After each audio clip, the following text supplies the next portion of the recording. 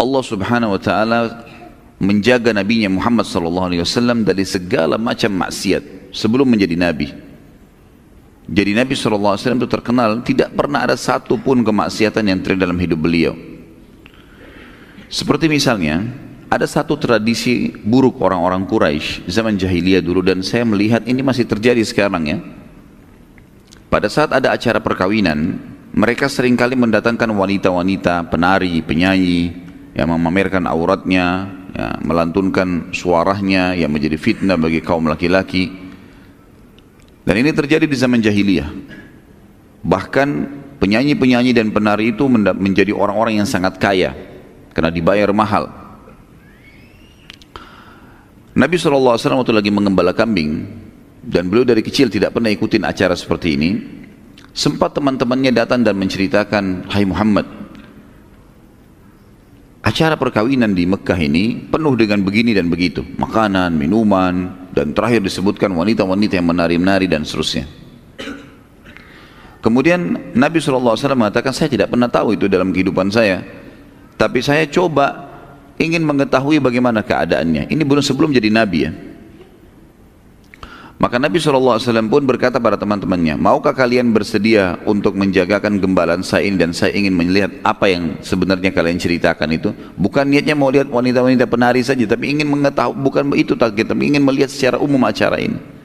Subhanallah, baru saja Nabi SAW niat begitu, tiba-tiba beliau mengantuk berat, kemudian beliau tertidur. Tidak bisa, tertidur.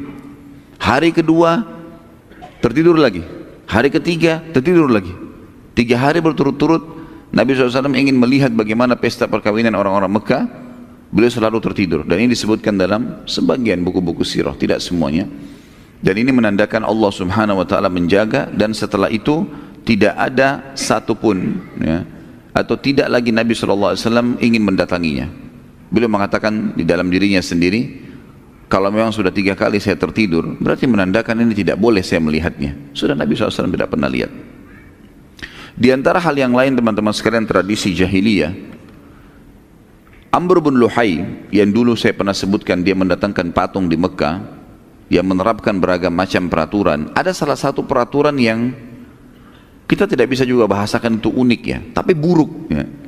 Peraturan itu adalah orang-orang Mekah disuruh menjahit baju-baju khusus untuk tawaf, khusus untuk tawaf.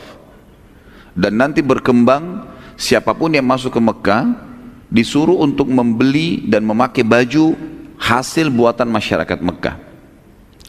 Karena peraturan ini, berkembanglah sebuah ide lagi, kalau seandainya orang-orang yang tidak mampu beli baju dari orang Mekah, maka tawafnya telanjang. Tawafnya telanjang, gitu kan? Sampai juga masalah di Mekah mereka menjadi hal yang biasa sekali telanjang, karena di Ka'bah saja mereka bisa tawaf sambil telanjang, apalagi kalau di luar kota atau di luar Ka'bah, di dalam kota Mekah itu sendiri. Baginda Nabi SAW tidak pernah melakukan tawaf di saat lagi ada orang-orang yang seperti ini. Dari zaman beliau sebelum dinubuatkan menjadi Nabi, beliau tidak pernah secara khusus melakukan perbuatan-perbuatan tersebut, dan ini disebutkan oleh para ahli sejarah. Dan perlu teman-teman tahu, tawaf telanjang di Mekah ini terjadi sampai tahun 9 Hijriah. Sampai Nabi SAW membebaskan kota Mekah, barulah beliau mengutus Abu Bakar setelah penaklukan kota Mekah, bahwasanya tidak boleh lagi ada patung di Mekah, dihancurkan di Mekah, seluruh Mekah terutama dekat Ka'bah. Setelah Nabi SAW hancurkan 360 sekian patung, kemudian juga tidak boleh lagi ada yang tawaf telanjang di sana.